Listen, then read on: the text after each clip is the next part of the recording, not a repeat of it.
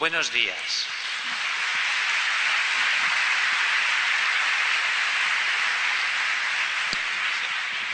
Buenos días. Gracias a todos los asistentes. Deciros que bienvenidos también a Cataluña. También deciros a todos los que sois, digamos, de lengua castellana, que mi idea es dar la charla en castellano también para que sea entendible por todos y que también mi idea siempre ha sido que una lengua nunca sea un motivo de enfrentamiento, sino un elemento de hermandad. Y que si nos queremos comunicar, podamos comunicarnos siempre, en cualquier lengua, en cualquier lugar. También deciros a todos los que habéis venido desde fuera haciendo un esfuerzo importante para escucharme, daros las gracias y la bienvenida a esta hermosa tierra que es Cataluña.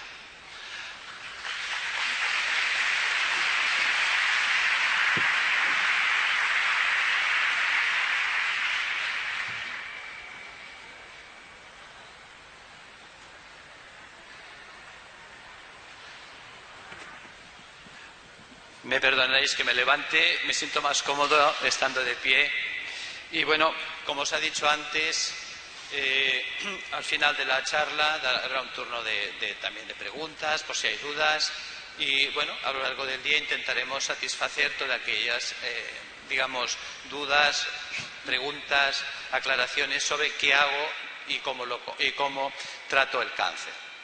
Bien, básicamente, como ya os han dicho, yo empecé trabajando en oncología hospitalaria, vi que había una serie de respuestas que realmente a veces no eran convincentes, no me convencían. Es decir, muchas veces el planteamiento de primum non nocere, primero no hacer daño, pues no se cumplía. Ponemos unos tratamientos hospitalarios que a veces no sabes qué es peor, si el remedio o la enfermedad. Cuando un paciente te dice, doctor, y sobre todo cuando es un niño, te dice, esto me está matando. Entonces te quedas helado, te quedas frío. Cuando tú lo que quieres es todo lo contrario, darle vida a ese niño. También he estado trabajando con adultos y bueno, el planteamiento era ¿por qué teníamos tantos fracasos? ¿Por qué en muchas personas la medicina que poníamos en la planta no funcionaba como debería funcionar? ¿Y por qué tanto sufrimiento? Y realmente lo que descubrí es que es un problema de fallo de técnica, es fallo de comprensión.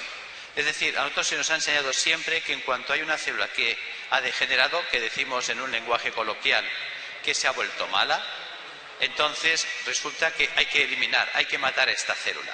Pero en ningún momento nos preguntamos, ¿por qué una célula que ayer era buena, hoy se ha vuelto mala? ¿Qué ha pasado en ese organismo? ¿Qué ha hecho que un tejido mute? ¿Qué ha hecho que unas células se vuelvan agresivas? Eso no nos lo planteábamos. ¿Por qué falla un tratamiento?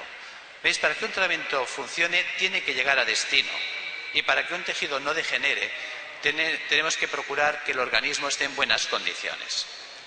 Entonces esto fue lo que desarrolló lo que yo llamé el fundamento de mi proyecto médico.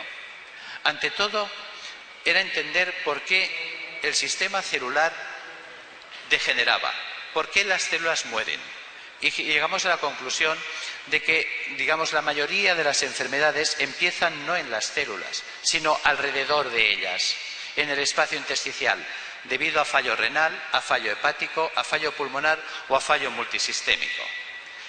Este planteamiento lo sacamos de Otto Warburg. Otto Warburg es un médico que en 1931 recibió el Premio Nobel en Medicina por su tesis La causa primaria y la prevención del cáncer.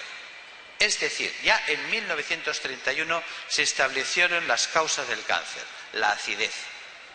Y ya en 1931 se plantearon los mecanismos de prevención del cáncer, los estableció Otto Warburg. Curiosamente, esta información no se nos da en la Facultad de Medicina. Cuando estudiamos medicina no se nos enseña nada de esto. Otto Warburg ni se menciona, Premio Nobel, 1931. Fijaros que es sorprendente que luego vienen médicos como viene Reykjavik, que desarrolla la homotoxicología. Está su alumno aventajado, que es Clausen, que desarrolla y nos hace comprender la homotoxicología de Reykjavik. Es decir, la autointoxicación nos enferma.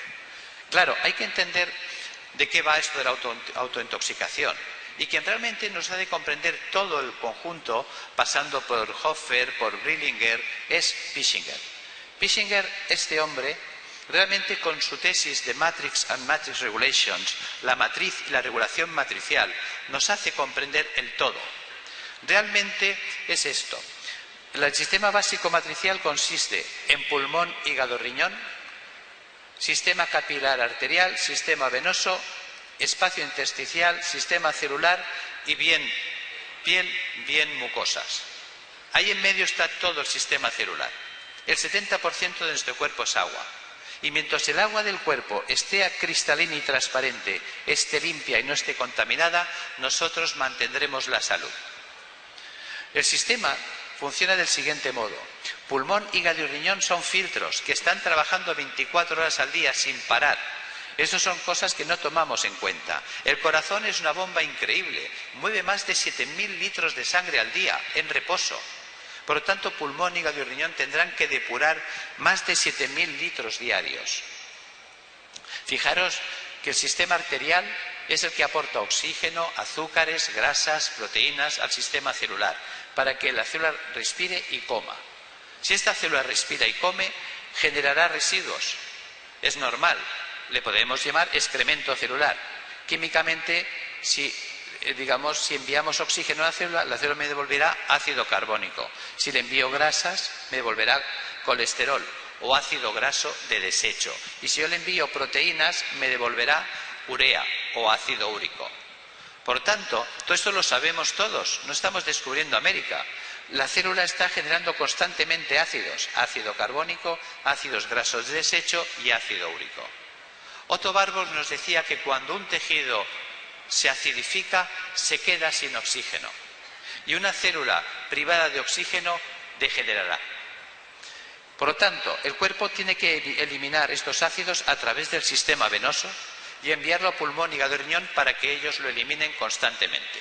Mientras pulmón, hígado y riñón trabajen al 100%, no hay problema.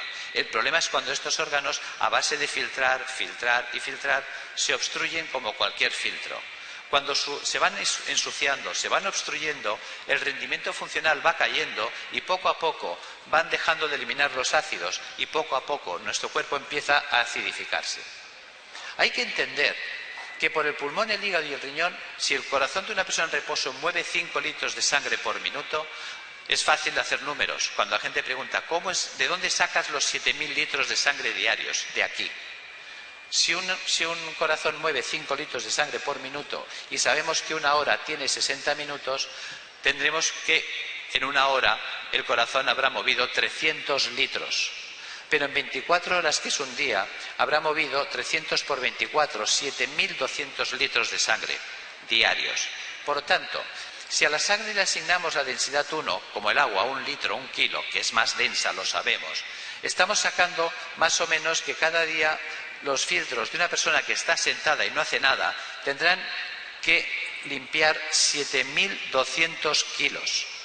O lo que es lo mismo, un camión de 7 toneladas. Sabemos que 1.000 kilos son 1 tonelada, 7.000 kilos, 7 toneladas. Claro, ¿de qué tamaño es el pulmón? ¿De qué tamaño es el hígado? ¿De qué tamaño es el riñón? Pocas veces lo pensamos. Son pequeños, realmente son pequeños. Leonardo da Vinci hizo un estudio de anatomía. Quería comprender el cuerpo humano en toda su extensión, una de ellas también para poderlo pintar, poderlo esculpir y luego para poderlo comprender. Buscaba dónde estaba la proporción del cuerpo humano y la localizó. Se dio cuenta que estaba en el puño. Por eso pintaba haciendo este gesto. El pulgar servía para establecer el punto de fuga y darle profundidad al plano. El puño era la proporción para trasladar al lienzo. Todos hemos leído cuántas veces en literatura, en un momento de suspense, que tenía el corazón en un puño o tenía el estómago en un puño. Porque realmente es el puño lo que nos define. Si yo me quiero comprar un calcetín, el perimetral de mi puño es la longitud de mi pie. ¿Veis? Si os fijáis, es una cosa bien tonta, lo hemos hecho siempre, pero no lo pensamos. Por lo tanto, estamos dimensionados por el puño. ¿Veis? Aquí he hecho una representación en la cual es fácil ver que los dos puños me cubren precisamente el espacio, digamos, del pulmón. Voy a dejar el micrófono y lo vais a ver.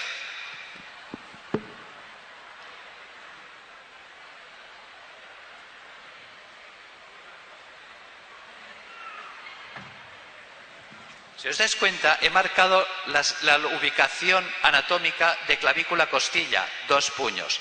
Debajo de la costilla, el espacio del hígado. Os he delimitado el espacio, 2 puños. Si yo pusiera el puño aquí detrás, el espacio entre costillas y cadera es mi puño.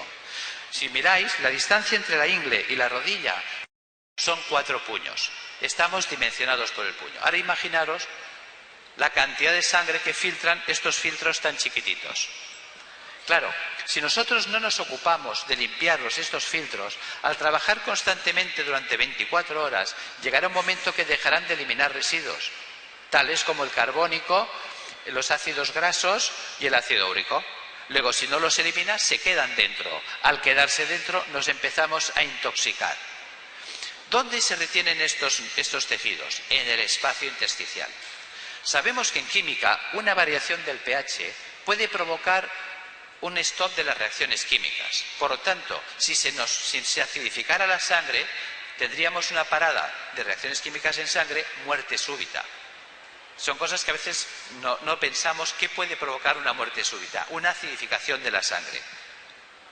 Entonces, si este estancamiento de residuos metabólicos se perpetúa en el tiempo, ¿qué pasará? Que habrá una interposición de residuos metabólicos o endotoxinas entre el capilar y la célula. Esto va a comprometer la vida de la célula. ¿Veis? Fijaros que esta célula, el agua es cristalina, transparente, es el mar Caribe. Fijaros que los nutrientes y el oxígeno llegan con facilidad. Si el espacio es fluido, es limpio, no hay problema.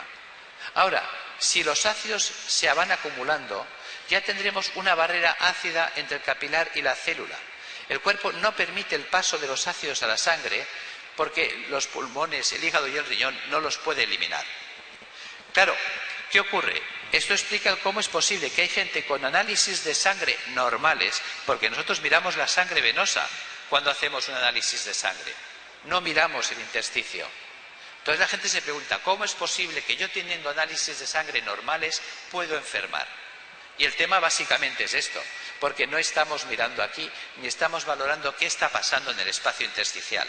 Este espacio, que tendría que ser agua cristalina y transparente, se ha transformado en un auténtico lodazal, además de carácter ácido, ácido carbónico, ácidos grasos, ácido úrico, entre otros. Ahora los nutrientes, como son el oxígeno, el azúcar, la grasa, la proteína, se queman por el camino, no llegan. Si no llegan, ¿qué va a pasar? Pues que entonces la célula se queda sin oxígeno y sin comida. Y quemada químicamente por sus propios ácidos. Los ácidos la pueden quemar. Entonces, en estas condiciones, la célula solo puede hacer 2 cosas. O morir por falta de oxígeno, quemadas químicamente, o sobrevivir. ¿Qué pasa si las células se mueren? Si las células se mueren, vamos a formar enfermedades propias de células muertas. Un tejido con células muertas se fibrosa. Entonces tendremos fibromas mamarios, fibromas uterinos, fibromas de próstata, ovario fibroquístico, fibroma de útero, tendremos fibrosis pulmonar, fibrosis hepática, fibrosis renal.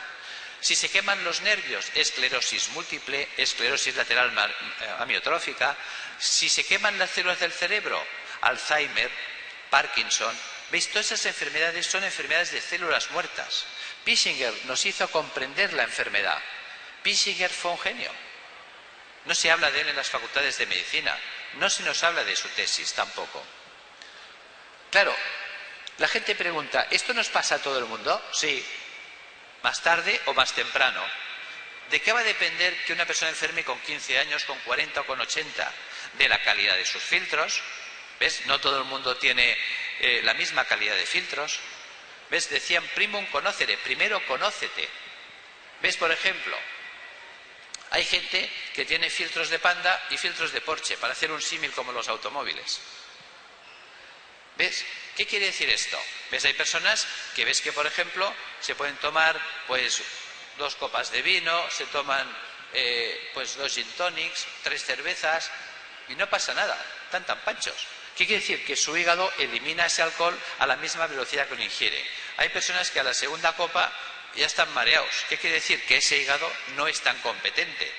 El uno lo tiene de Porsche, el otro de Panda. Entonces, pero eso no nos sentencia.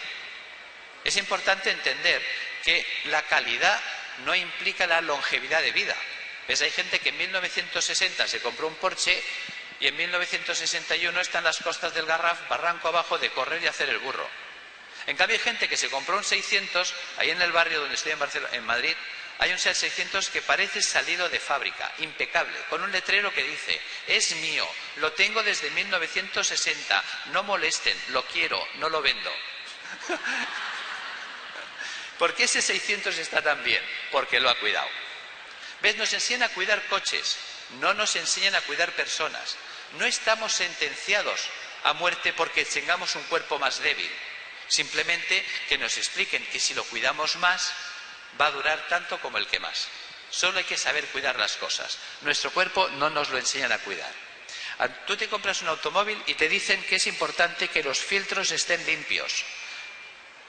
A nosotros no nos dicen nada. Que es importante cambiar el aceite. A nosotros no nos dicen nada. Que es importante pasar el coche por el túnel de lavado. A nosotros no nos dicen nada. ¿Ves? Ese es el tema. Que si no hacemos ninguna limpieza interior periódica de nuestro motor metabólico, este motor se ensuciará, como cualquier coche que no cuidamos. ¿Veis? Podéis compraros dos automóviles de la misma marca. A uno lo pondremos a dormir en garaje y a otro en la calle. Al del garaje lo pasaremos por el túnel de lavado, lo aspiraremos por dentro, le cambiaremos filtros, le cambiaremos el aceite, cambiaremos neumáticos, cambiaremos frenos cada vez que corresponda. Ese coche al cabo de 4 años sigue impecable. En cambio el de la calle, que lo vamos a dejar al sol, a la humedad, a la intemperie, no lo vamos a limpiar nunca, ni por dentro ni por fuera. No le cambiaremos ni frenos, ni le cambiaremos neumáticos, ni cambiaremos filtros, ni cambiaremos aceite. Al cabo de 4 años está para el desguace. Y eran el mismo modelo y tienen 4 años igual.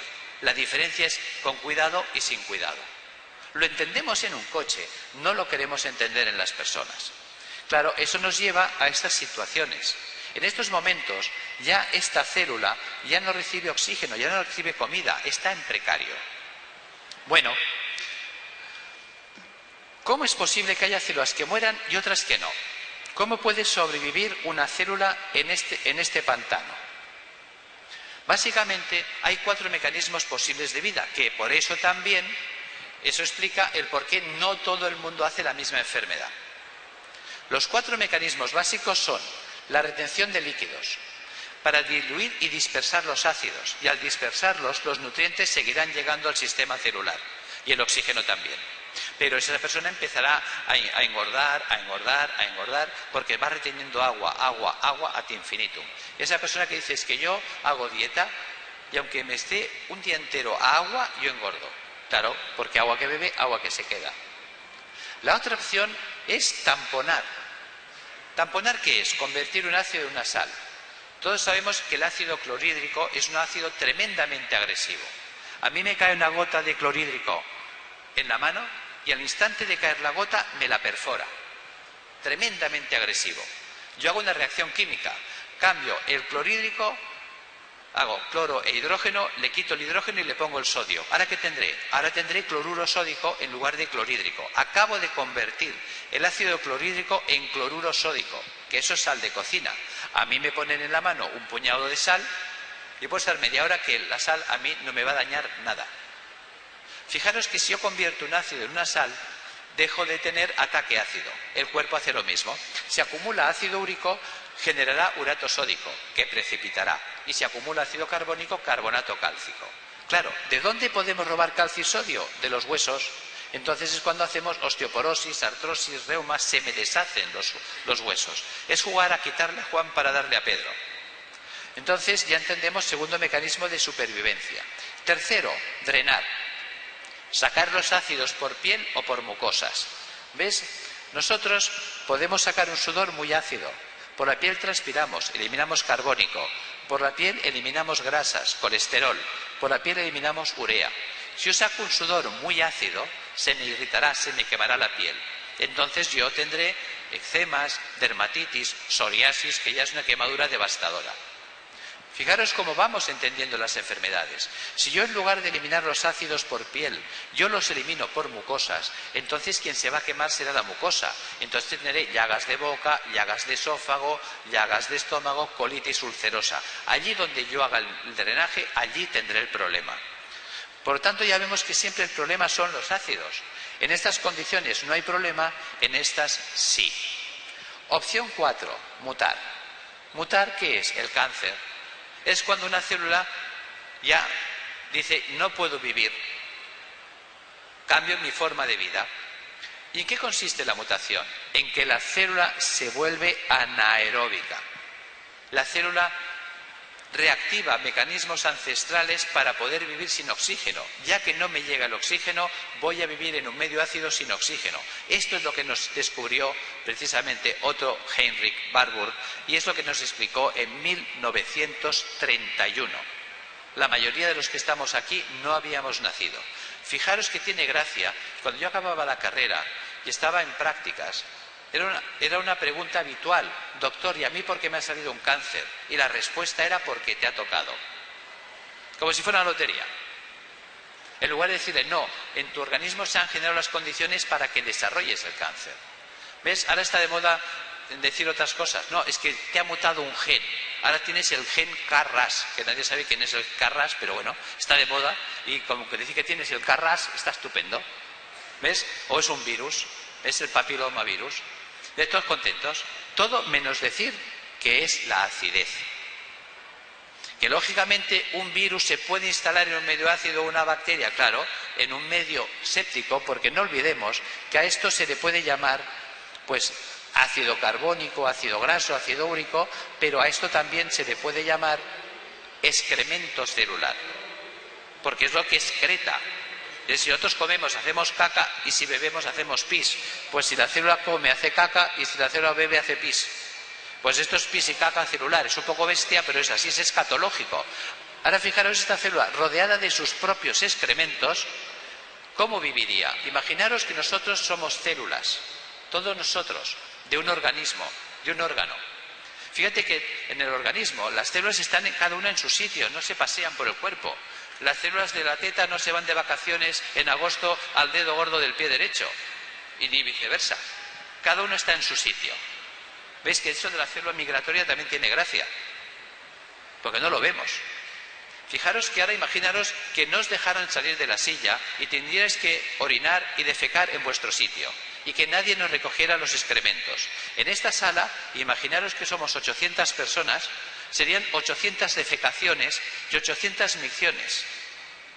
¿Qué posibilidades tendríamos de coger una infección si estuviéramos rodeados de nuestros propios excrementos? ¿Qué posibilidades tendríamos de enfermar? Algo tan lógico que entendemos aquí, no lo queremos entender en el cuerpo. Fijaros que entonces, ahí vamos a tener un problema. ¿En qué consiste la mutación? Las células necesitan ATP para vivir. Sin ATP no es posible la vida. Esto lo descubrió Krebs, el adenosin trifosfato.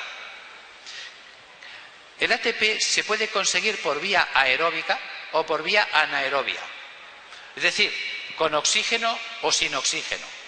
Cuando una célula se queda sin oxígeno, solo puede hacer dos cosas: o morir o mutar, cuando ya llega al límite. Si muta, ¿qué hará?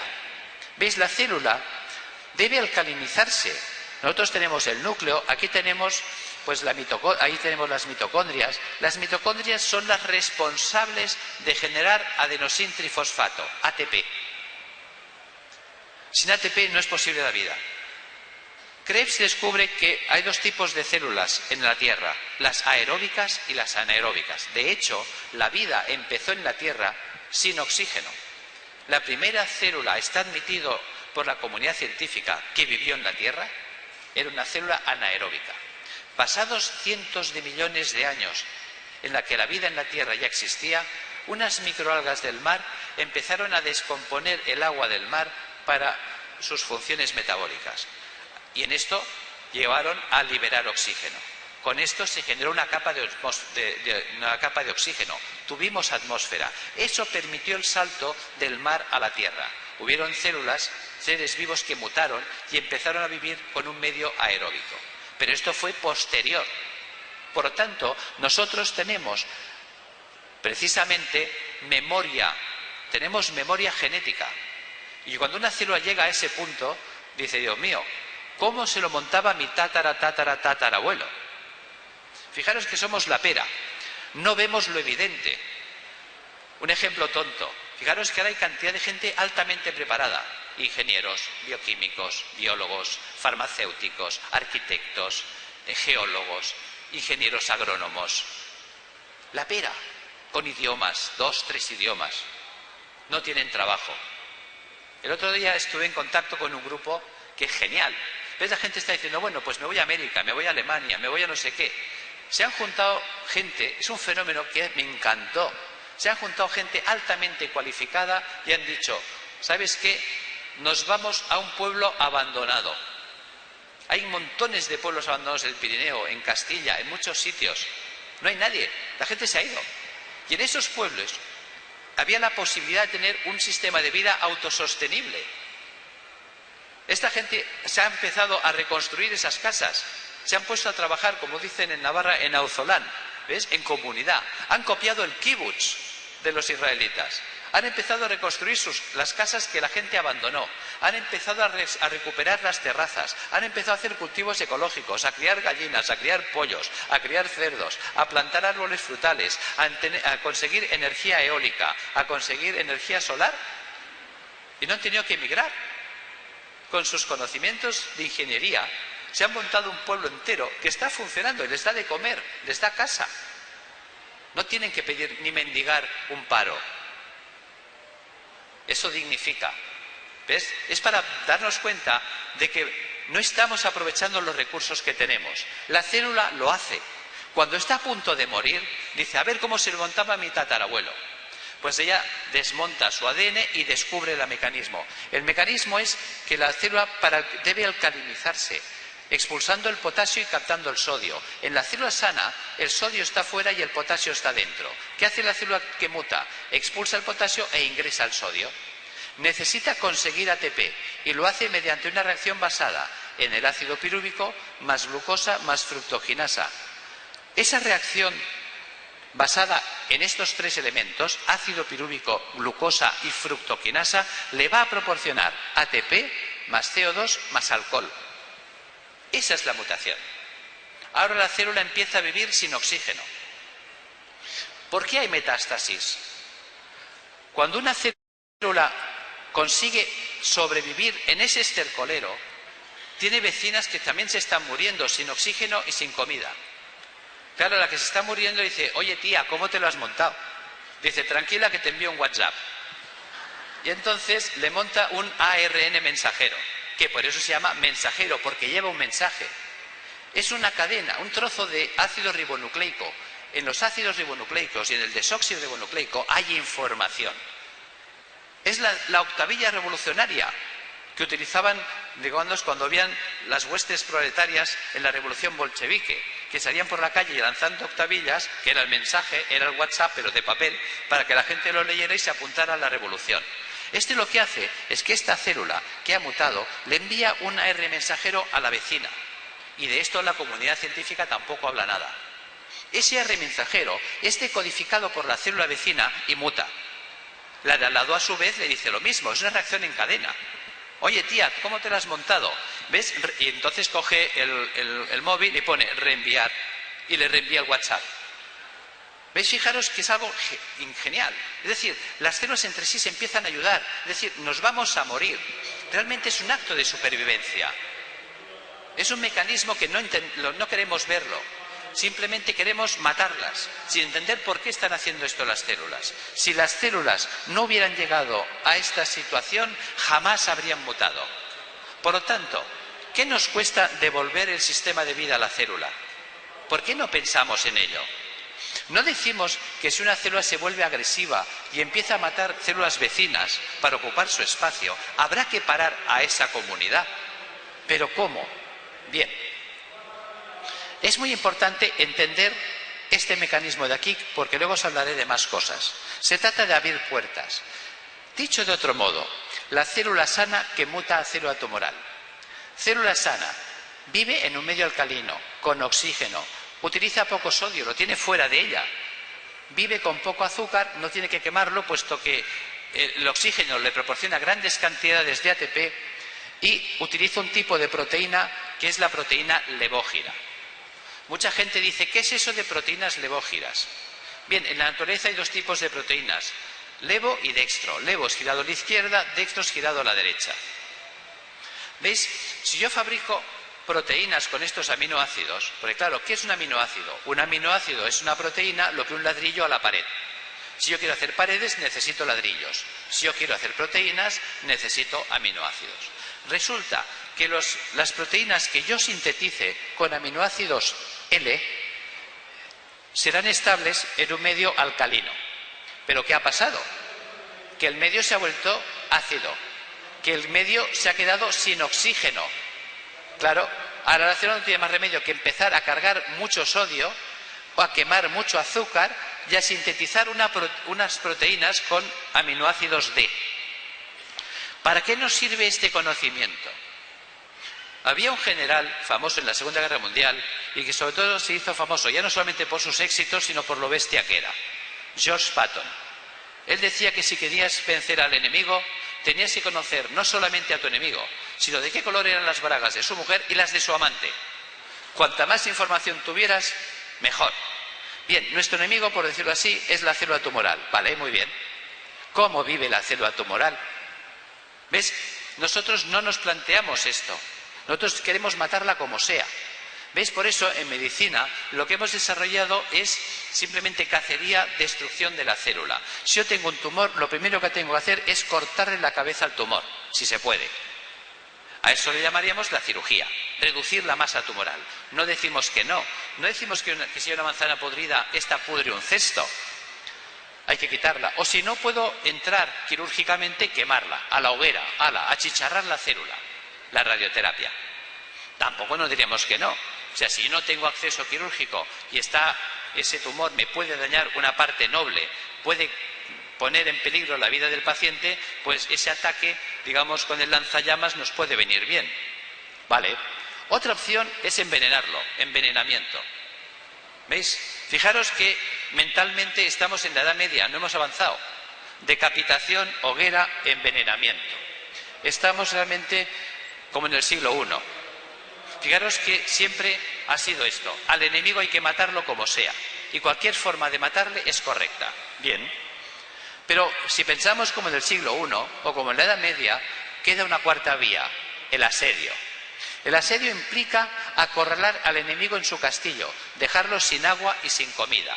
Claro, si yo sé que la célula tumoral necesita mucho sodio para vivir, le voy a decir al paciente oncológico que coma sin sal, como si fuera hipertenso.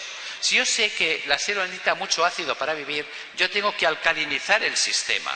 Si yo sé que la célula necesita azúcar, pues habrá que dar una dieta pobre en azúcar, como si fuera diabético. A un diabético le quitamos el azúcar y no pasa nada.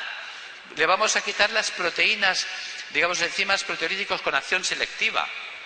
¿Veis? Por ejemplo, están los trabajos de Max Wolf y Ellen Benítez con la papaya. La papaya y la piña tienen dos enzimas, como son la bromelina y la papaína. La bromelina de la piña y la papaína. Fijaros que con esos enzimas se pueden destruir estas digamos, proteínas dextrógiras y luego hiperoxigenar el sistema. Claro, si nosotros hacemos esto, ¿qué pasa? Que vamos a dejar a la célula sin medios. Si nosotros dejamos a la célula sin medios, la célula no puede vivir. Si le quito el azúcar, le quito los ácidos, le quito todo. ¿Veis que ahí viene una genialidad? ¿Cuál es la otra genialidad? Fijaros que otro Warburg era 1931. En 1901 hubo otro genio. En 1901 nace Linus Pauling. Linus Pauling fue 2 veces premio Nobel. Uno de medicina, uno de química y otro de premio Nobel de la Paz. De química porque fue un químico genial. Hizo unas aportaciones extraordinarias al campo de la química. De la Paz porque luchó para que sus descubrimientos no fueran utilizados para hacer armas químicas. ¿Veis? Fijaros, este hombre hizo unos grandes descubrimientos y fue 2 veces premio Nobel. Qué poco se habla de Linus Pauling. gran persona y digamos, un humanista extraordinario. A él le diagnosticaron un cáncer. Le dijeron, tío, te quedan 2 telediarios. Era joven, tenía 50 años. Resulta que era contemporáneo de Otto Warburg. Conocía los trabajos de Otto Warburg. ¿Ves? Dios los cría y ellos se juntan. Los dos eran premio Nobel, pues los dos se conocían. Él le explica, tío, cuéntame cómo vive la célula tumoral. Y el otro le explica cómo vive. Claro, él es un químico de narices, como dice en Navarra, del copón. Sabe un montón. Y se da cuenta que hay una enzima, ácido pirúvico más glucosa más fructoginasa. Esta enzima es fundamental. El ácido pirúvico y la glucosa no pueden reaccionar si esta enzima falta. Resulta que él, como buen químico, sabe que la vitamina C es capaz de inhibir a la fructokinasa. Y se plantea, ¿y si me pongo yo a tomar vitamina C por un tubo, qué pasará? Pues ¿qué pasó? Que en lugar de morir a los 52 años, murió a los 94. ¿Por qué no damos vitamina C a los pacientes oncológicos? Si entráis en YouTube y ponéis Linus Pauling, veréis que hay un YouTube de una conferencia y le veréis a él mayor con una vitalidad tremenda y se murió de viejecito, de lo que nos tenemos que morir todos. Y él hablando de la vitamina C y la comunidad internacional diciéndole que es que se le ha ido la pelota. Pues bendito loco, que encontró un sistema que no estamos usando. Por lo tanto, si nosotros con todos esos conocimientos que tenemos los vamos utilizando de un modo correcto, pues vamos a conseguir respuestas sorprendentes. Entonces tenemos que cómo se puede corregir el problema, cómo recuperar la función del hígado, del riñón y de pulmón, cómo podemos eliminar todas las toxinas acumuladas en el organismo. Pues son los 4 pilares de la salud: la dieta, los baños, el tratamiento natural y el tratamiento corporal. Fijaros que no es otra cosa que la medicina de la abuela. La hemos olvidado. ¿Ves? Yo tuve la suerte de formarme con un médico de leyenda aquí en Cataluña, el doctor Pagés, de aquí un gran tributo hacia él. Y me enseñó cosas muy curiosas. ¿Ves? Decía que no puedes curar a un enfermo si no le limpias el intestino. Es fundamental la limpieza intestinal. ¿Ves? Fijaros que era extraordinario. ¿Ves? Fijaros nuestras abuelas. En cuanto estábamos enfermos no se lo pensaban 2 veces. La abuela se arremangaba y te atizaba una lavativa. Te limpiaba el intestino. A nivel popular ha quedado eso de que ya está la abuela dando por culo. Porque claro, el que ponía lavativas en casa era la abuela. Fijaros que son cosas que las hemos oído pero no hacemos caso. ¿Qué más hacía la abuela? También lo hemos oído siempre. Ahora vendrá la abuela y te pondrá caldo. O sea, la que nos ponía caldo en casa, la abuela. ¿Y los caldos qué eran? Arroz caldoso, sopa de cebolla, sopa de ajo. ¿Veis? Fijaros, sopa de tomillo, la farigola, que dicen sopa de farigola aquí en Cataluña. ¿Veis? Fijaros que son sopas que además llevan plantas como el ajo, como la cebolla, como el tomillo, que son, el ajo es antiséptico, mejora la circulación, es depurativo, la cebolla es diurética, también es antivírica, el tomillo es balsámico, nos limpia el pulmón, es expectorante, es sedante del sistema nervioso central. Y si cuando empezamos a mirar las características, nos acordamos de Hipócrates de Cos, que tus alimentos sean tus medicamentos, que tus medicamentos sean tus alimentos. Son cosas que están allí. Lo que decían los abuelos, está todo inventado. Y es cierto, no lo estamos aplicando. Fijaros que, por lo tanto, ¿por qué es importante la limpieza de intestino? ¿Por qué es lo primero que hay que hacer? ¿Ves? Todo el mundo sabe, perdonáis que volvamos a ser un poco escatológicos, ¿ves? Fijaros que todo el mundo sabe que la caca se pega. Por eso al lado de la taza del váter todo el mundo tiene una escobita. ¿Ves qué molesta de un aseo público? Cuando abrimos la puerta y la taza está llena de excrementos. Inocentemente tiramos de la cadena, no se va. Ningún digestólogo que se precie jamás te haría una colonoscopia sin limpiar el colon previamente. Te dicen que hay una carcasa de restos fecales que impide ver la mucosa. Fijaros la expresión, carcasa de restos fecales. Es como una chimenea. Si hago chimenea, se llenará de hollín. Tenemos claro que hay que desatascar las chimeneas y nadie desatasca el intestino. ¿Qué pasa si yo no limpio el intestino? Nunca nos lo preguntamos. ¿Ves? La función del intestino es recuperar el agua que usamos para hacer la digestión. Si nosotros no recuperásemos ese agua, haríamos diarrea. ¿De cuánta agua estamos hablando? Un adulto, para digerir los alimentos, usa 5 litros de agua. Que no lo pensamos. ¿Que de dónde salen los 5 litros de agua? Pues simplemente que nos sentemos a la mesa a comer, nuestro estómago va a segregar 2,5 litros de jugo gástrico. Eso es agua con clorhídrico. Y 2,5 litros es la mitad de 5. El 95% de la fruta y la verdura que ingerimos es agua. Lo sabemos. El vaso de agua que bebemos es agua. Si comiéramos carne o pescado, el 70% de la carne es agua. Luego están los jugos biliares, agua con bilis, jugos pancreáticos, agua con enzimas pancreáticos, jugos intestinales. Cuando sumamos, hemos hecho una macrosopa de 5 litros de agua, que con el clorhídrico del estómago hidrolizamos los alimentos. Con las bilis emulsionamos grasas, con los enzimas pancreáticos liberamos aminoácidos y con el resto del agua diluimos los micronutrientes, tales como son vitaminas, minerales, oligoelementos y elementos en trazas, para que de ese modo sean absorbibles por el intestino delgado. Ahora el intestino delgado puede absorber nutrientes y lo hace. Llegamos al colon. Al colon lo que me llegan son 5 litros de agua y restos no nutritivos. Ahora mi colon tiene que recuperar el agua. Si nosotros no recuperásemos ese agua, perderíamos 5 litros de agua después del desayuno, después de la comida, después de la merienda y después de la cena. Perderíamos 20 litros de aguas en 12 horas. Nos morimos. ¿Qué es lo que le pasa a la gente con cólera, tifus, disentería? El colon deja de hacer su trabajo. Te deshidratas y te mueres. Pero claro, si yo recupero el agua, ¿a dónde va el agua? Otra cosa que no pensamos. El agua vuelve a la sangre. El intestino recupera el agua y vuelve a la volemia. ¿A dónde va? Anatomía vascular de primero de carrera. Podéis mirarlos en anatomía de Testit-Latarjet, por ejemplo. Vena hemorroidal desemboca en la vena mesentérica inferior. La vena mesentérica inferior desemboca en el sistema porta y el sistema porta desemboca en el hígado. Toma ya. Todo el agua que recuperamos del colon va al hígado, derechita.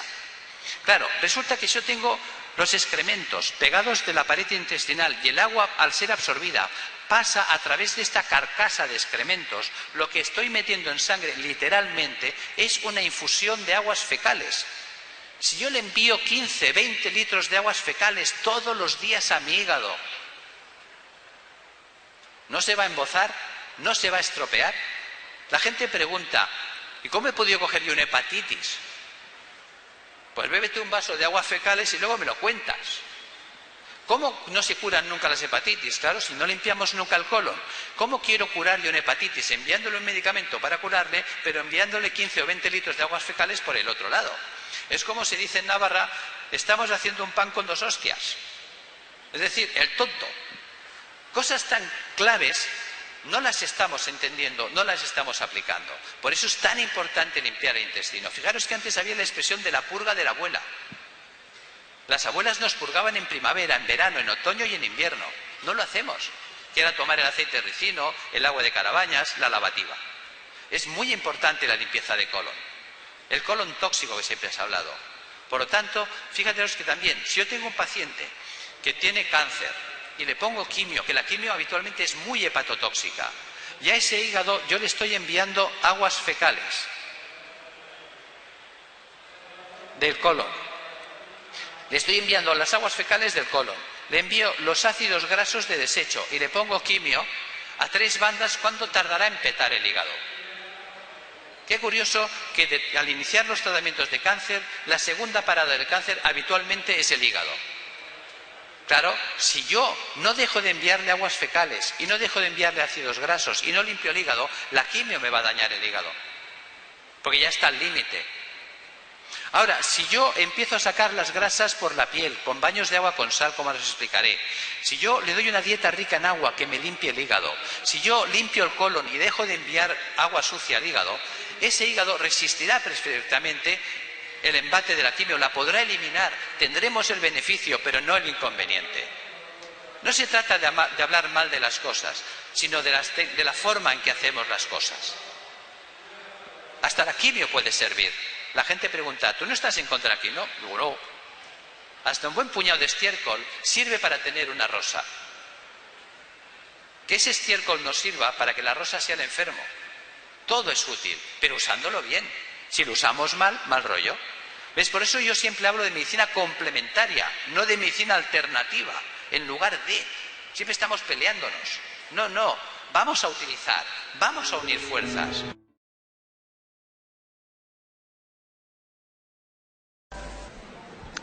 Aquí davant, aquí a l'esquerra, hi ha una pregunta. Aquí. Vale. Allá.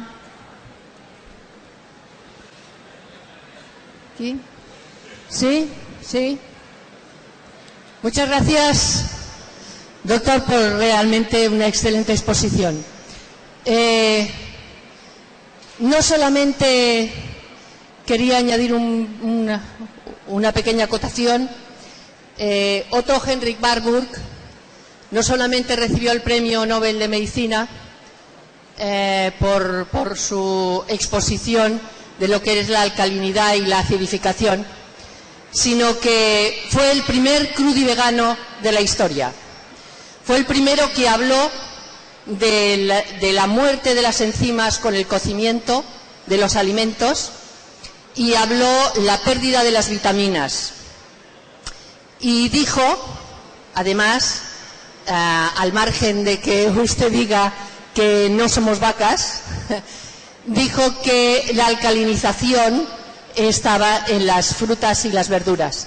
Porque la desgracia es que la carne no es la carne que comía o se comía hace muchos años. Está llena de hormonas, usted lo sabe, y está llena de antibióticos. Antibióticos que además, aunque nosotros no ingiramos antibióticos, están destrozando nuestra flora intestinal. Principio fundamental de nuestra toxicidad en el cuerpo. Entonces, mi pregunta es, porque usted ha hablado de diversas formas de alimentar a sus pacientes, ha hablado de veganismo, ha hablado de vegetarianismo, pero no ha hablado de crudiveganismo, que digamos que es la última estrato al que llegamos. Y yo lo digo porque soy crudivegana y yo aparte de ser nutricionista, soy crudivegana y yo me he curado de muchas enfermedades que no me ha curado la medicina alopática, pero sí me ha curado la medicina natural. Entonces, usted no aplica el crudiveganismo y me gustaría saber por qué. No he entendido la pregunta final. Que si usted aplica en sus terapias o en su alimentación el crudiveganismo, puesto que si dice que tenemos que comer 4 veces a la semana animales en las condiciones en que están los animales, con hormonas y antibióticos. Los ecológicos no. Carísimos, pero bueno. Ecológico no. Ahí fuera hay una persona que está vendiendo carne ecológica, que no lleva hormonas, que es la que aconseja al paciente. ¿Y usted aplica el crudiveganismo? Y también las verduras ecológicas, que no llevan pesticidas. No, eso lo tengo clarísimo. Evidentemente, al paciente hay que recomendarle la comida lo más limpia que hay. Aquí no he venido a hacer una disertación de nutrición, que eso implicaría otra hora y media más o 2 de exposición. Ajá. Yo no sé usted cuántas dietas ha estudiado ni a cuántos pacientes ha tratado. Ajá. Supongo que habrá tratado una media de 3.000 pacientes por año durante 30 años. No, como usted no, pues yo por sí. Supuesto. Y me he dedicado a estudiar todos los tipos de nutrición y he buscado la que veo que es mejor para mis pacientes. ¿Pero esta la ha probado? Le puede gustar o no. Es una opción personal. Pero que necesitamos un poco de proteína animal, el ser humano la necesita. Usted no sé los estudios que tienes de biología hechos sobre biología celular y nutrición celular. Yo llevo 30 años haciéndola y viendo que necesitamos un poquitito. Fijaros que cuando hablamos de 28 veces proteína animal a 0, entre 28 y 0 yo hablo de 4. Y que yo sepa, 4 es un porcentaje muy pequeño frente a 28. Pero esa pequeña cantidad la necesita. Hay una cosa que supongo que si usted sabe bioquímica, sabrá lo que se llama, digamos, la estructura espacial. La gente se piensa que una proteína vegetal y una proteína animal es igual. Pues no.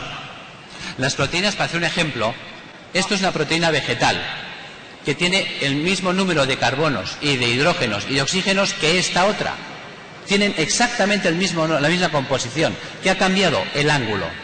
Hay veces que nosotros somos como un puzzle.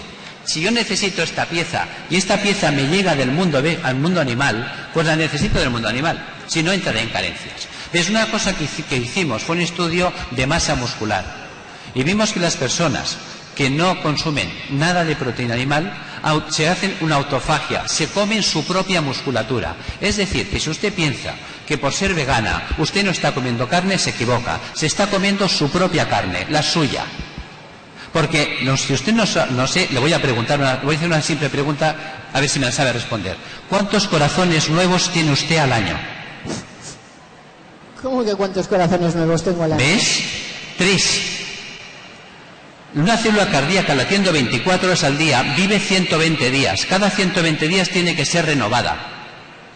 Por lo tanto, 120 días por 3 son 360 días. Resulta que hay una serie de proteínas que necesitamos para el músculo cardíaco que las necesitamos de otras fuentes. Usted no está pensando en ello. Usted tiene una ideología cerrada. O sea, yo no estoy hablando mal del vegetarianismo, del veganismo, estoy hablando mal de del talibanismo en esos sectores nutricionales. Somos abiertos, necesitamos de todo. Que se puede sobrevivir sin un alimento, es cierto, pero no se trata de sobrevivir, se trata de vivir. Luego cada uno, yo respeto su conocimiento y respeto su opinión. Pero yo lo baso en mi conocimiento y en ver que los pacientes que trato mejoran con ese tipo de alimentación. Me ha costado años llegar a buscar la dieta más equilibrada para mis pacientes. Y es verdad que les digo, y esto los pacientes que han estado en mi consulta se lo podrán decir, que les digo que eviten los alimentos, digamos, hormonados. Bien, yo pregaría que las preguntas fuesen escuetas porque si no el tiempo se alarga mucho y preferiríamos dar paso a varias preguntas porque todos tienen sus dudas. A ver, aquí delante, en la segunda fila, Ahí. ¿hay una pregunta? A ver, una pregunta. Va. ¿Se me oye? Sí. Bueno, doctor Martín, muchas gracias por una exposición tan sencilla, tan amena y tan científica. Y una pregunta, ¿qué opina usted del bicarbonato sódico como alcalinizante, ya que tiene sodio? Bien, esos son los trabajos de Tullio Simoncini sobre alcalinización. Y sí, es un medio correcto el alcalinizar, pero también con equilibrio. Fijaros que estamos hablando de que el sodio es un elemento que necesita la célula tumoral. Y todo lo que se haga con exceso acaba siendo, digamos, contraproducente. La cantidad de sodio que hay que utilizar, de carbonatos de sodio que hay que utilizar es pequeña, es baja. Nosotros, por ejemplo, cuando yo estaba en cuidados intensivos, en mi época hospitalaria, veíamos que a los pacientes que utilizábamos sodio bicarbonatado, un 1/6 molar, en los procesos de acidosis, pues claro, los estabilizábamos. Y yo veía que muchos pacientes oncológicos que entraban en condiciones ya muy límite, simplemente en el hecho de poner sodio bicarbonatado, un 1/6 molar, conseguíamos unas remontadas enormes. O sea que sí que funciona, pero en dosis muy pequeñas y controladas. Aquí davant, ya a la segunda fila. Bueno, ¿hola? ¿Sí? Vale, yo tengo que decir que en nuestra familia somos unos fans del doctor Alberto. Él ha salvado la vida de nuestra hija. Hemos hecho íntegramente todo lo que nos ha dicho. En este momento nuestra hija está en el concurso O Happy Day y está súper feliz y disfruta seguramente más de esta gran oportunidad que muchas otras de las que están allí y no han pasado por el camino que ha tenido que pasar. No es fácil, fue duro tener que pasar por este camino, pero en realidad si se hace íntegro, si eres constante, si no te rindes y sigues adelante, porque la gente pensamos que todo tiene que ser muy rápido, como los antibióticos. Pero no, es un trabajo de meses y de años, pero la cosa funciona. Y os recomiendo que hagáis lo que él dice y aunque tiene colas larguísimas de espera, listas de espera, no os desesperéis. Haced lo que él dice, que es tan simple, que no es necesario que penséis que hay una cosa más sofisticada. Él os dará cosas específicas de homeopatía cuando consigáis ir con él de visita. Pero antes, no perdáis el tiempo. Antes, haced lo que os dice aquí. Está esto en internet y lo podéis hacer todos. Es fácil y es efectivo. Gracias.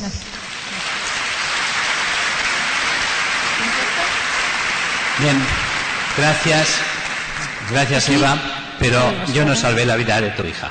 La salvasteis vosotros con vuestro tesón, vuestro trabajo, vuestra dedicación, el esfuerzo que puso Nuria. Fue ella se salvó a sí misma. Nosotros lo más que podemos hacer es dar un buen manual de instrucciones, pero si el paciente no lo sigue, no sirve. O sea, el mérito ha sido totalmente vuestro. Y luego el reconocimiento de la búsqueda que habéis hecho de elementos para sanar a vuestra hija, como han sido los gliconutrientes. Os felicito.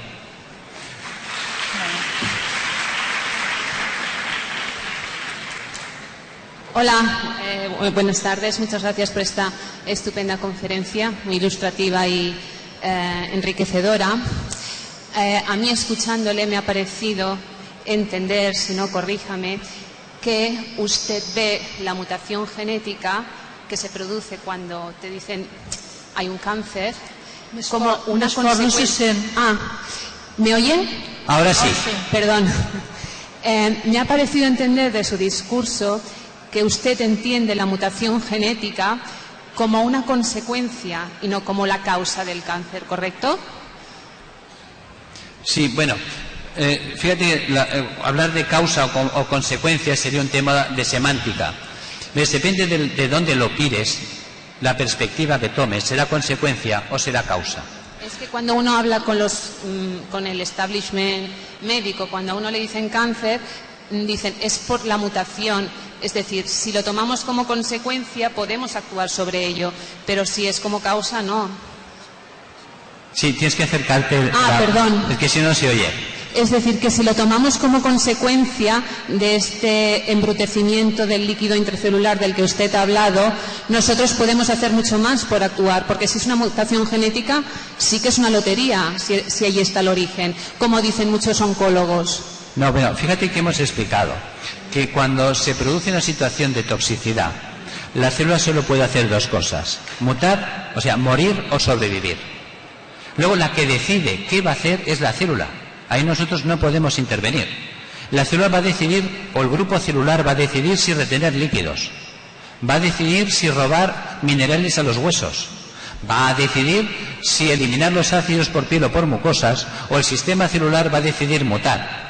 ¿Qué provoca esa decisión? Es lo que no sabemos. Lo que sí sabemos es que el sistema celular llega un momento a un punto crítico, donde el entorno es tan ácido que ahí la célula no tiene más opciones que buscarse la vida o morir. Entonces, hay puntos que sabemos y hay cosas que todavía no sabemos. ¿Por qué un grupo celular muta?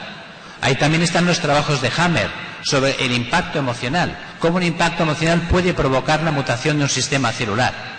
Puede. ¿Ves? Y esto no lo hemos tratado aquí. Es una opción. ¿Puede una emoción mutar? ¿Hacer mutar? Sí, puede. Ok, gracias. De nada. Va, allà al darrere?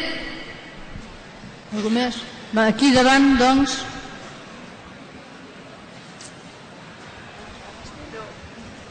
Bueno, pues...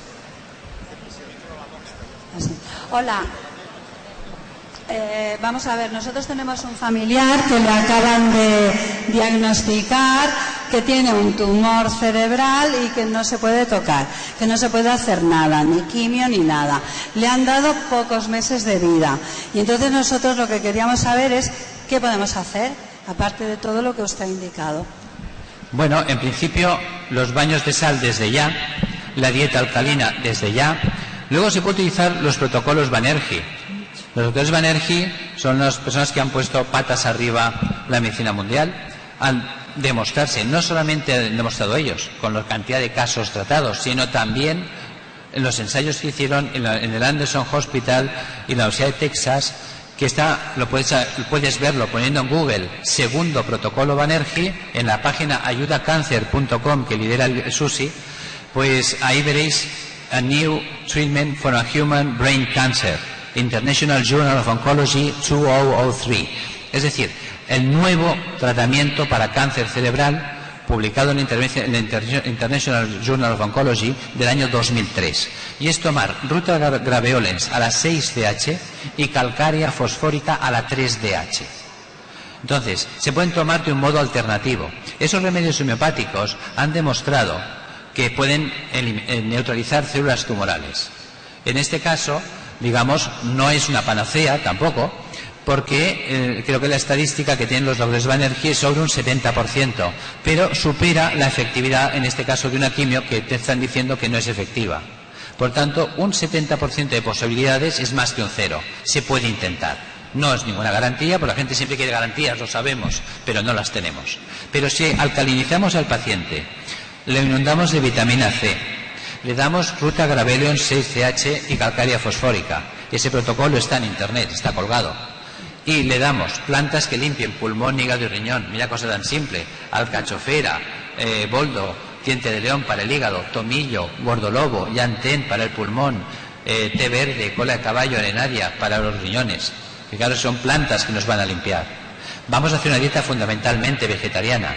Vamos a hacer, digamos, también la ingesta de monosacáridos que nos pueden ayudar a que el sistema de células NK sea más eficaz. Con todo este conjunto de elementos vamos a tener una buena respuesta. Entonces, hay que intentarlo. ¿Ves? ¿Y esto nosotros por nuestra cuenta o nos ponemos en contacto con alguien para que nos vaya guiando? Sí, os podéis poner en contacto conmigo. El problema que en estos momentos es que tengo un overbooking terrible. Porque si antes iba desbordado, ahora estamos intentando formar equipo. Se está haciendo una llamada de médicos que se quieran formar para que cada vez haya más, porque claro, en estos momentos, como se colgó en YouTube la conferencia que di en el 2009, no sé quién la colgó, pero bueno, ahí está, la colgaron en el año 2011, ha dado la vuelta al mundo, el 2012, perdón, y ha dado la vuelta al mundo. Ahora en estos momentos la demanda de consultas es a nivel mundial. Pero no estamos dando alcance a atender a todo el mundo. Pero sí que estamos marcando pautas e estamos intentando montar un equipo que pueda dar respuesta, aunque fuera online. Un poco lo que están haciendo los doctores Banerjee.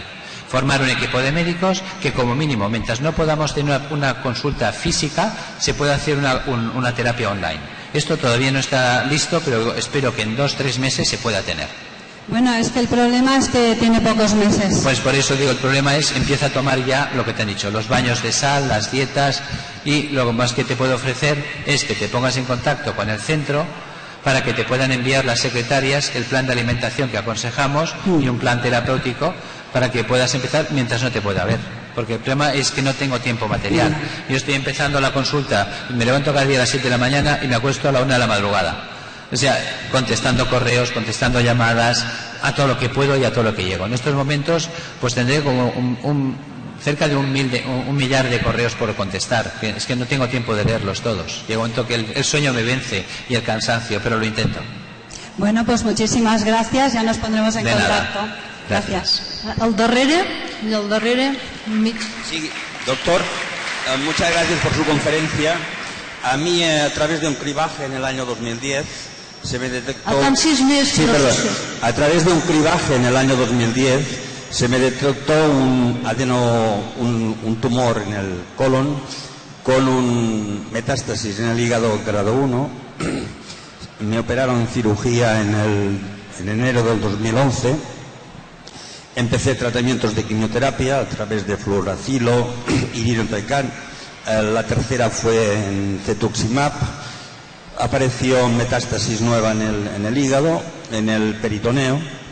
Entonces hice un ensayo tipo 1 de los laboratorios Roche con un anticuerpo monoclonal, y durante este ensayo, fue el verano pasado, estuve tomando, y a raíz también de haber leído muchos libros, tomé mucha fruta, mucha verdura, disminuí el consumo de carne, pero en el cuarto ciclo de este ensayo se me hizo un TAC, apareció que los tumores del hígado habían crecido un 30 o un 40%.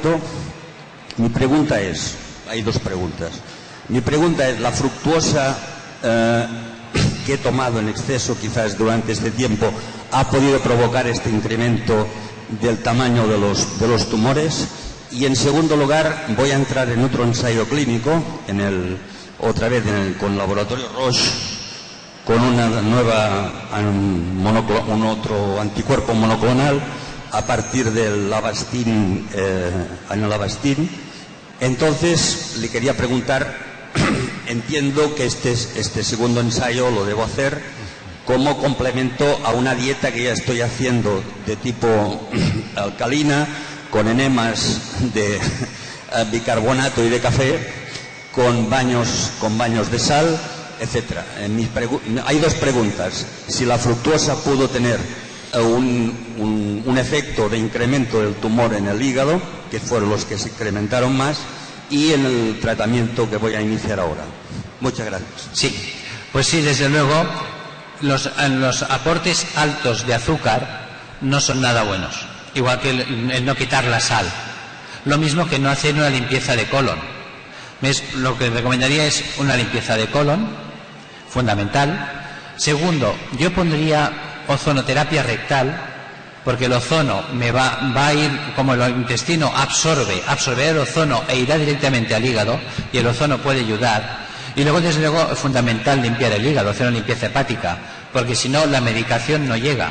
¿Veis? Aquí os voy a hacer la flecha.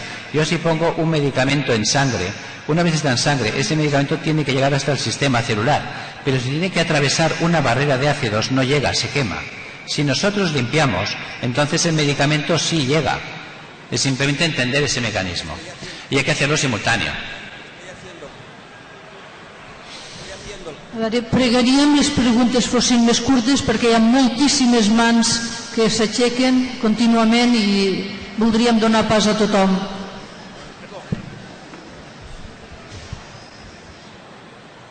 Hola, bona tarda. Gràcies per la conferència i volia saber la freqüència de proteïna animal per uns nens també... Atansa'm més el micro. La freqüència de la proteïna animal per nens també és l'adequada de 4 cops a la setmana.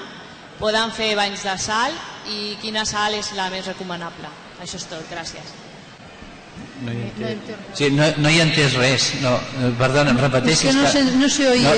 La freqüència de la proteïna animal en nens, si també és recomanable 4 cops a la setmana, si els banys de sal per ells també és bo i quin tipus de sal. Sí, si els banys de sal es pueden hacer a qualsevol edat. Los baños de sal se pueden hacer a cualquier edad. Es más, deberíamos haber hecho un baño de sal a la semana desde que nacimos. O sea, la función del baño de sal es ayudar al cuerpo a eliminar todos aquellos residuos ácidos que el cuerpo no puede eliminar. Nosotros, una norma básica de vida y de prevención sería comer vegetariano al menos un día a la semana. Es lo mínimo, porque como no comamos un día a la semana vegetarianos, adiós. Que es lo que se nos decía de pequeños, los viernes no comer carne. Fijaros que esto es algo que lo hemos oído toda la vida, pero no lo hemos aplicado. Si lo hacemos más días, mejor. ¿Ves? Entonces se trata de buscar una dieta fundamentalmente vegetariana, pero al menos uno. Que la gente, o todos o ninguno. No hacemos nada. Segundo, limpiar el intestino cada cambio de estación, primavera, verano, otoño, invierno. Tomar un baño de agua con sal, pues al menos un día a la semana. Llenar la bañera, y para la gente mayor, que no se ha hablado de ella, que a veces no puede entrar en la bañera, o gente que tiene minusvalías, podemos hacer baños de pies. Acordaros que por los pies sacamos el sudor más fuerte del cuerpo. ¿Ves? Si una habitación huele mal, huele a pies. Pues simplemente que pongamos los pies en un balde, en un barreño, con 10 litros de agua y un cuarto de kilo de sal, ya tenemos los pies en agua con ósmosis. 3 baños de pies equivalen a un baño de cuerpo entero en la bañera, más o menos. Entonces una persona mayor puede ponerse los pies en agua con sal 10 minutos por la mañana, 10 a la tarde, 10 a la noche.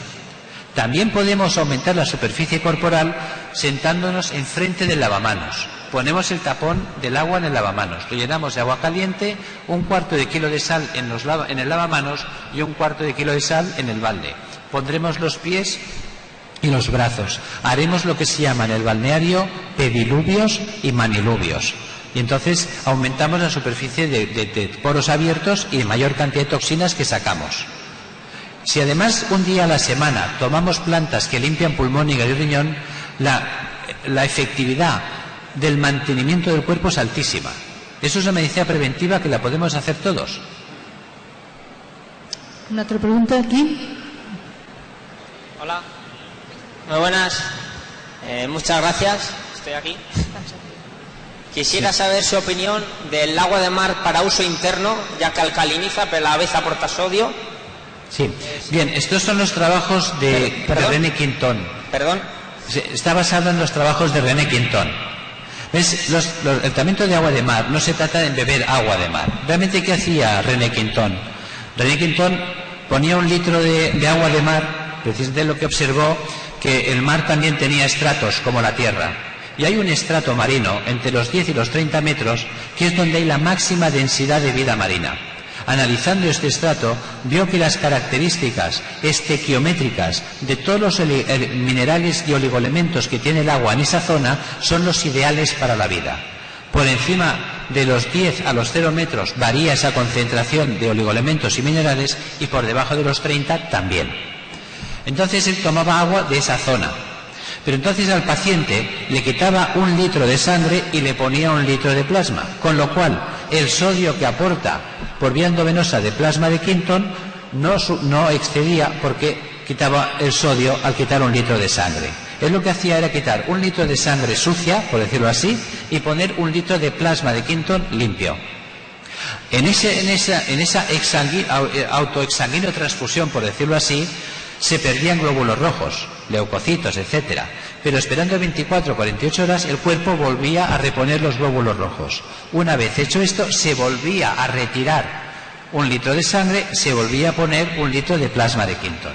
Y esto repetidas veces. Claro, si nosotros nos limitamos a beberlo solo, no estamos quitando la sangre. Al no quitar sangre, no quitamos sodio.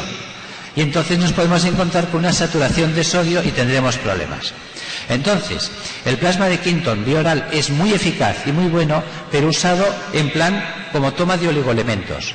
1 ampolla o 2 al día, nunca medio litro o 1 litro. Y aparte, breve, opinión sobre el producto cada vez más conocido y más usado, que es el dióxido de cloro. ¿Perdón, él? Dióxido de cloro. Dióxido de cromo. Cloro. MMS. MMS. Ah, el MMS de Zinc Humble. Bueno, no tengo experiencia personal.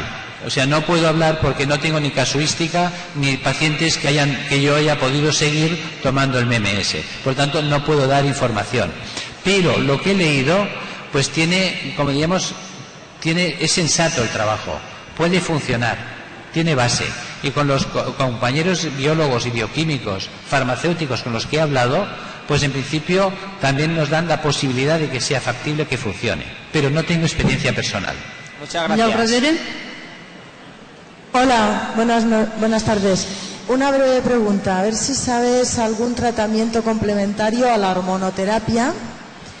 Y una segunda incidencia, doy fe de que tienes un overbooking de más de 1 año. Llevo 1 año esperando. Entonces... Es que hay mucha reverberación y si no nos acercamos el micrófono no oímos. Digo, la primera pregunta la has entendido, el tratamiento complementario a la hormonoterapia, si conoces alguna planta o algún tratamiento. Es que no te estoy entendiendo. ¿No? Pues no me puedo acercar más. Ahora acércate aquí. Acércate, a ver si igual hay menos eco, y al haber menos eco igual te oiré mejor. Sí, aquí mejor. Aquí perfecto. Es que se acopla, claro.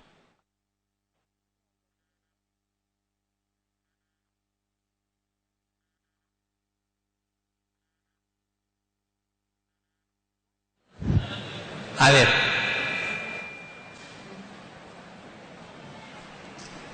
Por favor, la pregunta que sea corta, porque hay muchas preguntas para hacer. ¿Ahora? Sí. Ahora perfecto. Preguntaba si conoces algún tratamiento complementario a la hormonoterapia. A la hormonoterapia. Sí. Y la segunda era simplemente una reflexión para dar fe de que tienes un overbooking muy amplio. Llevo 1 año esperando a que me deis cita. Simplemente eso. Gracias. Sí. Bien, de nada.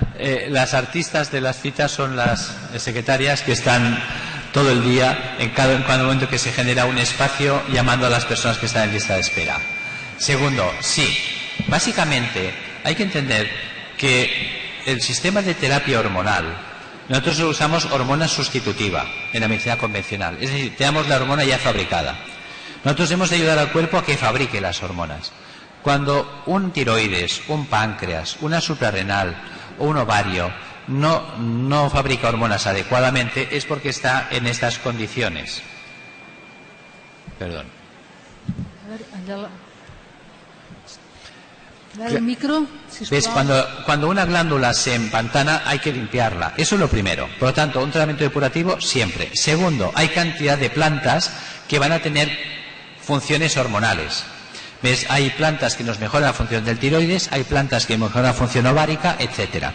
Bien, pero no basta con tomar la planta muchas veces. ¿Por qué? Porque el cuerpo, cuando sintetiza una hormona, después hay que estimularle para que la libere. Y eso es lo que no nos cuentan. Nosotros funcionamos hormonalmente a partir del estímulo. Si no nos estimulamos, no funcionamos. Los primeros que hablaron de esto fueron dos curas, el padre Cune y el padre Neip, que por eso hablaban de la terapia de chorros del padre Neip. Lo que nadie nos cuenta es que la terapia de chorros, la función que tenía era de regulación hormonal. Nosotros tenemos en el cuerpo 4 zonas erógenas o 4 zonas amorosas, que son la parte alta de la espalda. Esa es una zona refleja de útero para la mujer, próstata para el hombre.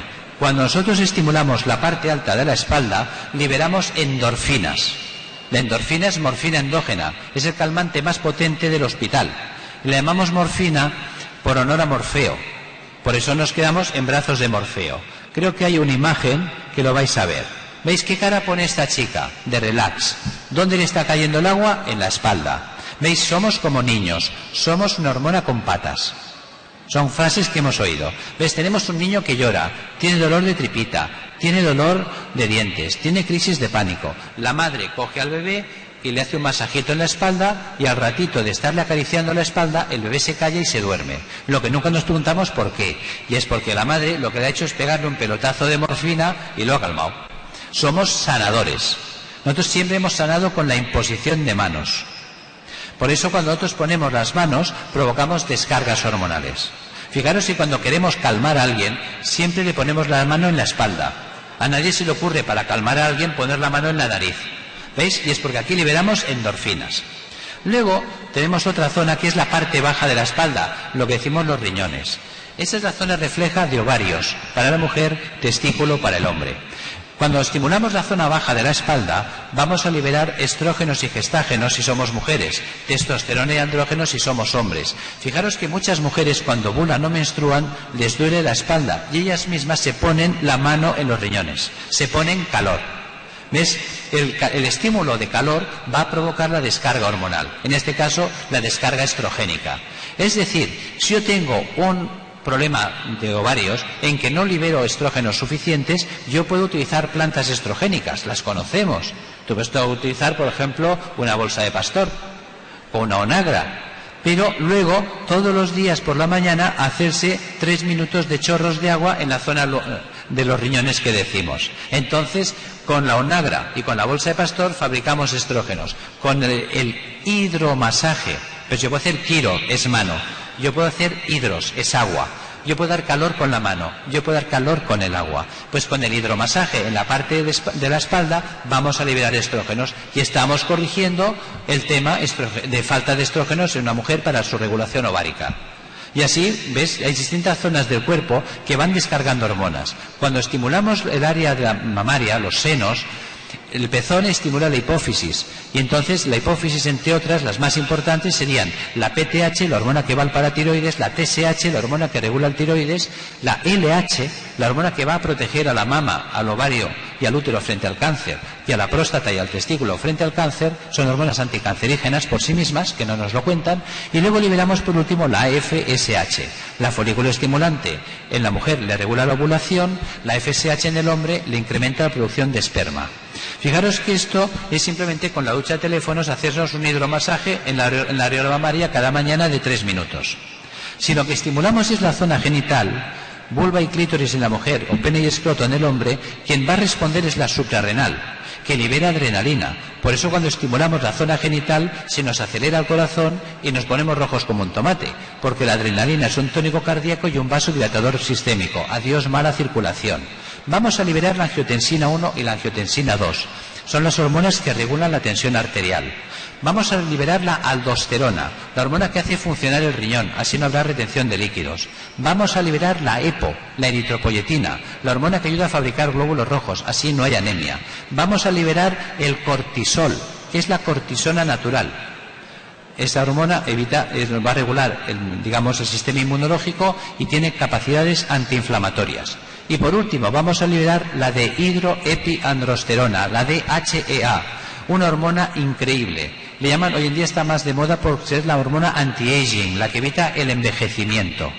Pero también es una hormona antimutagénica, puede proteger, puede evitar la mutación de células en los huesos, en el hígado, en el páncreas, en el bazo, en la suprarrenal, en el pulmón y en el cerebro. Es una hormona antimutagénica por excelencia. Espero haber respondido a la pregunta de si podíamos hacer terapia hormonal natural. Allà a la dreta. ¿Ya está? Me acerco. ¿Sí? Sí, adelante. Sí, bueno, en primer lugar agradecer la exposición y yo quería hacer dos preguntas muy concretas. La primera es, ¿cuál sería su recomendación idónea por lo que se refiere a la ingesta de cereales y legumbres? Tenemos un problema de eco. Vale. Si te puedes poner en el centro, iría bien. Perdonar, es que me he metido por aquí. No, és que hi ha molta reverberació. Clar, és un local que té molt d'eco. A ver. Bueno, en primer lugar agradecer la exposición. Gracias. Y en segundo quería hacer dos preguntas. La primera es que, según su experiencia, ¿cuál sería la ingesta idónea de cereales y de legumbres? Y respecto a la pequeña cantidad de proteína animal que usted recomienda, si hace alguna diferenciación entre carne y pescado o entre los diferentes tipos de carne entre sí, recomendando más unas cosas respecto a otras. Gracias. De nada. Bien. ¿Ves? La proteína de legumbre es una proteína excelente. De hecho, 100 gramos de ternera nos aportan 19 gramos de proteína animal y 100 gramos de garbanzos 24 gramos de proteína vegetal. Fijaros que el ser humano fundamentalmente se ha alimentado desde los tiempos de lo que no corre, de lo que está quieto. ¿Ves? Mientras nosotros no teníamos ni lanzas, ni flechas, no teníamos elementos de caza adecuados, pues digamos solo comías conejo el día que pillabas un conejo sordo o que estaba paralítico, punto. Por lo tanto, siempre hemos comido raíces, hemos comido setas, hemos comido hojas, hemos comido frutas, hemos comido huevos, que es lo que está siempre quieto y se puede coger. Y cuando podías pillar un día un bicho, pues todos contentos.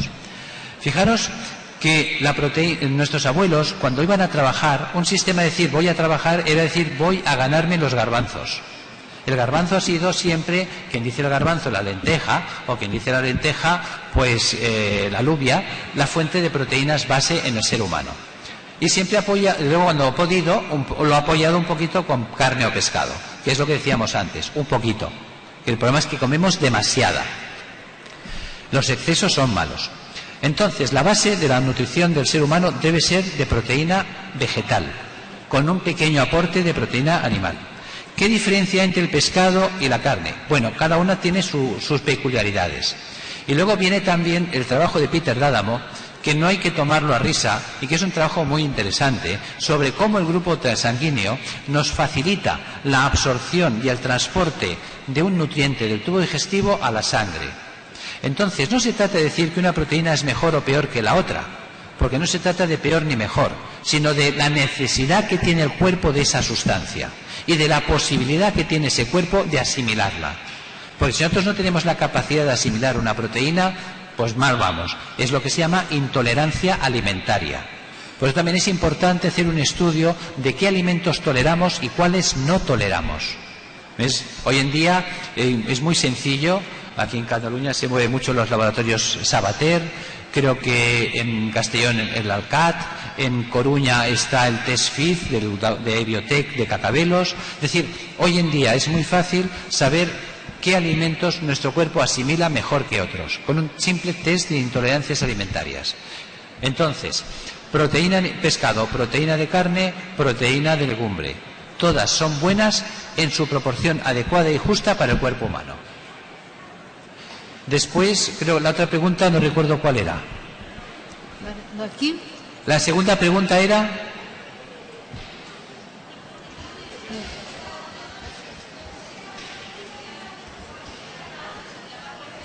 La de los cereales. Bien, también realmente Sí, bueno, ya le he dicho que preferencia no hay. Va a depender de la situación. ¿Ves? El ser humano se ha adaptado. Los que vivían en la costa eran pescadores y los que vivían en el interior de la tierra eran cazadores. Entonces, buscando su comida, su sustento. La comida siempre ha sido la base de la perpetuidad de la especie. Si no comimos, nos extinguimos. Y el ser humano come de todo. Porque cuando no puede comer carne, come hierba. Y cuando puede comer hierba, pues come pescado. Come lo que pilla. Entonces, otra cosa es que lo comamos con el equilibrio adecuado e ideal. Y el mundo del cereal, desde luego, el cereal también en la dieta humana ha existido toda la vida. Claro, hay cereales y cereales. ¿Ves? El trigo, que es el que hemos elegido como de mayor uso, tiene gluten y un porcentaje de población muy elevado es intolerante al gluten. Y muchas veces no estamos pensando en otros cereales que son muy buenos, son excelentes, como puede ser una espelta, un centeno, una quinoa, o sea, hay muchos. Y desde luego siempre hemos de tomar aquel cereal al que nosotros somos tolerantes. Yo siempre apelo a hacer un test de intolerancias alimentarias. Aquí, sí. Aquí. ¿Te ha gustado? Por favor. A ver, ¿sí? Yo tengo un cáncer carcinoma inductable, ductal infiltrante, y entonces es cutáneo, y también tengo en los ganglios cervicales. Y mi pregunta es si, aparte de lo que usted ha dicho ya, pues hay alguna otra cosa. Y también quería decirle que últimamente pues también me han detectado en los líquido en los pulmones. Bien. ¿La pregunta? ¿La pregunta? Pues mi pregunta es eso, que aparte de lo que usted ha dicho, si hay alguna otra cosa que yo pudiera hacer. Sí, hay cosas como, por ejemplo, se puede ir a trabajar con lo que sería los trabajos de Capistrán. También en el 2009, y podéis ver en Google, ponéis doctor Capistrán vacuna, y se puede obtener, digamos, Capistrán es un médico de México que observó que el cuerpo humano, a través de los trabajos de Maximiliano Castaneda, el cuerpo humano tiende a eliminar los ARN mensajeros por la orina. Recogiendo la orina de un paciente se pueden generar una vacuna anti-ARN mensajero, que es la vacuna que hace el doctor Capistrán a partir de la orina de los pacientes. Y esto puede frenar la extensión de la enfermedad. También la ozonoterapia. También se puede hacer perfusión de vitamina C endovenosa. Aquí en Granollers hay un buen compañero que la trabaja muy bien. Y la ozonoterapia en Barcelona también hay centros que hacen ozonoterapia. Y, o sea, yo me dedicaría a esto, a trabajar la ortomolecular, la homeopatía, la fitoterapia. En Barcelona tenéis la doctora Eres, está el doctor Jordi y Oriol Camerino, está montones, el doctor Sergio Banades. Hay montones de médicos que están trabajando en líneas muy buenas aquí en Cataluña, que también hay que decirles y hay que reconocerles su mérito y su buen trabajo y su buena labor. Entonces sí que hay opciones de trabajo importantes.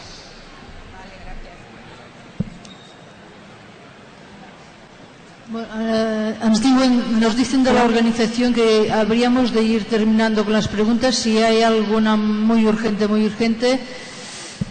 que por ahí hay ya, aquí hace rato que están aquí a la izquierda, y ya sería la última. Si hay alguna consulta muy personal, no sé, el doctor Alberto, que dice si quiere. Sí. La mía es personal, si hay algo más urgente me espero. Acércate que más. Es personal, si hay algo más urgente me espero. Pero me sabe mal. Pregunta. Bueno, es que no te digo la pregunta. Que es personal y que me sabe mal. Es personal. Sí. Tranquila. Después de comer estaré un ratito atendiéndoos directamente. Miremos de buscar un rinconcito que nos podamos sentar y os pueda orientar en lo que pueda. ¿De acuerdo? Pues muy bien. Aquí hay otra persona. Bueno, ya hay otra pregunta y ya. Es que hay 20 preguntas. Sí, ya, intentaré después de comer, hablaré con la organización para tener un rinconcito que os pueda orientar en la medida de lo posible durante unas horas, ¿vale? A ver, hacemos esta ya y final, y luego después de comer, si queréis, a título personal. Bueno, la pregunta la quiero hacer en nombre de mi compañera que se ha tenido que ir, ¿eh? Y es una pregunta que creo que también le interesa a todo el mundo, ¿no? Cuando te están administrando quimioterapia, en muchos casos tienes proceso de diarrea. Entonces los médicos les dicen que no pueden tomar nada de verduras ni de frutas. Entonces ella está preocupada a ver cómo puede alcalinizar su organismo a través de la alimentación con ese problema. Bien, eso suele ocurrir con muchos pacientes que les están diciendo hoy que no pueden tomar nada de fruta y verdura, y eso es falso. Pero claro, son opiniones encontradas que se dicen. Al contrario, cuanto más cárnica sea la dieta, más acidificante es. Hay que hacer una dieta lo más vegetariana posible. Y hay que reducir la carne, pero a unas dosis bajísimas, y como muy bien decía en su primera intervención la señora, hay que evitar todo tipo de carne que lleve hormonas. ¿Veis? Por ejemplo, un pollo criado a la antigua usanza, para pesar 4 kilos tardaba 52 semanas. En cambio, un pollo de granja en 6 semanas pesa 4 kilos. ¿Cómo lo hacemos? Aportando hormona de crecimiento para que crezca más rápido. Claro, si el que consume esa carne es un sujeto sano, no pasa nada. Pero si tiene un tumor y a un tumor le aportamos hormona de crecimiento, se disparará. Por tanto, muy importante lo que es no comer peces de piscifactoría para pacientes oncológicos, no tomar pollos de granja, tomarlo en la medida posible todo ecológico, la verdura, que no tenga pesticidas, etcétera. Y luego, sí, yo desde luego discrepo en ese tema. La dieta tiene que ser fundamentalmente vegetariana. En cuanto a la fruta, se tiene que tomar fruta, pero poca cantidad por el tema de la fructosa. Un par de piezas al día, a media mañana, a media tarde, pero no estar todo el día con 20-30 mandarinas o 20-30 zumos de naranja, porque entonces el exceso de azúcar sí que nos hace mal. Son las experiencias que yo he visto. Muchas gracias. De nada. Gracias. Bien, pues Perdón agradecemos la por las asistencia preguntas y nos vemos. que quedan, y gracias por la asistencia.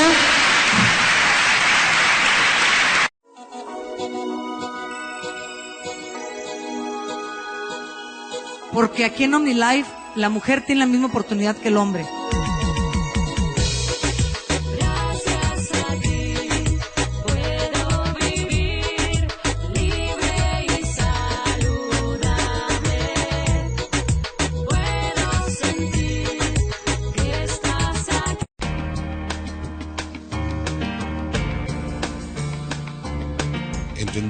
Entendamos todos que el momento en que crean cada uno de ustedes en ustedes mismos, usando los productos y contagiando a la gente, su vida va a cambiar y se va a transformar. Y es lo que hace OmniLife para la gente que quiere tomar una oportunidad. Somos parte de la celebración y buscamos tener un mejor presente. Nuestro mundo está unido por una sola razón. Somos gente